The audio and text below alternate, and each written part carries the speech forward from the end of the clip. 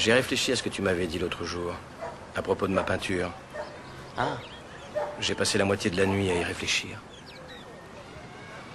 Et puis j'ai eu un flash. Après, je me suis paisiblement endormi et depuis, je n'ai pas pensé à toi. Tu sais ce que j'ai compris? Non. Tu n'es qu'un gosse. Tu parles sans avoir la moindre idée de ce dont tu parles. Merci beaucoup. Pas de quoi. Tu n'es jamais sorti de Boston? Non. Si je te dis de me parler d'art, tu vas me balancer un condensé de tous les livres sur le sujet. Michel-Ange.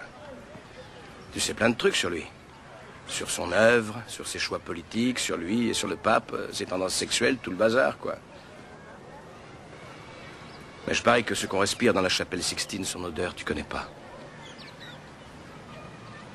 Tu ne peux pas savoir ce que c'est que de lever les yeux vers le magnifique plafond.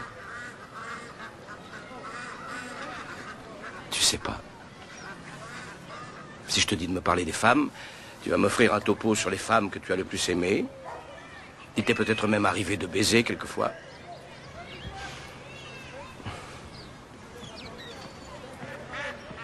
Mais tu ne sauras pas me décrire ce que c'est que de se réveiller près d'une femme et de te sentir vraiment heureux. Tu es un coriace.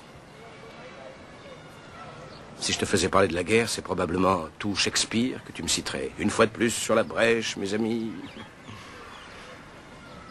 Mais tu n'as pas vécu la guerre. Tu n'as jamais tenu contre toi ton meilleur ami. Tu ne l'as pas vu halter jusqu'au dernier souffle avec un regard qui implore. Si je te fais parler d'amour, tu vas probablement me dire un sonnet. Mais tu n'as pas connu de femme devant qui tu t'es senti vulnérable. Une femme qui t'est étalée d'un simple regard. Comme si Dieu avait envoyé un ange sur terre pour toi. Pour t'arracher aux profondeurs de l'enfer. Et tu ne sais pas ce que c'est que d'être son ange à elle.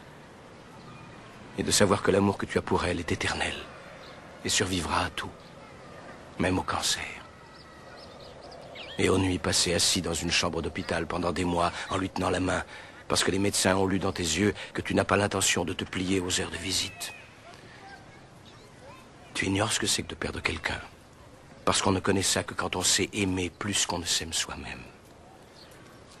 Je doute que tu aies jamais osé aimer à ce point.